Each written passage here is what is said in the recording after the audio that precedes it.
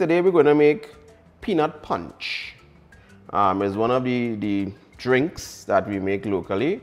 There's different types of punches, but today we're going to make peanut punch. First, we're going to start by putting some ice, some crushed ice, 1 cup of crushed ice, and 20 ounces of full cream milk. You want to add these 2 ingredients first to make sure that everything blends properly. I like putting a little banana in my peanut punch. It's not something that people usually put in their peanut punch, but I like adding a little banana. Right, so we're going to add just about 6 ounces of banana.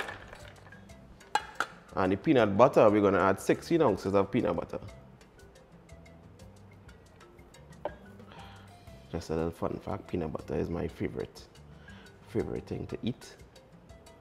So that's why I'm putting so much peanut butter.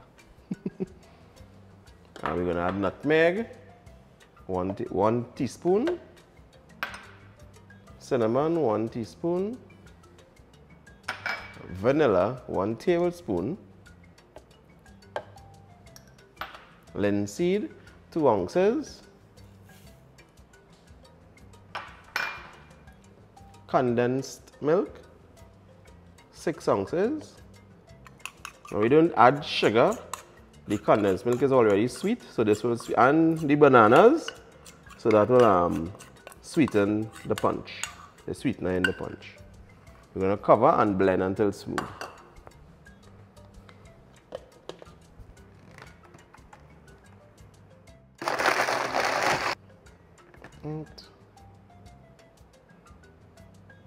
Right, once it is smooth, we can serve on ice.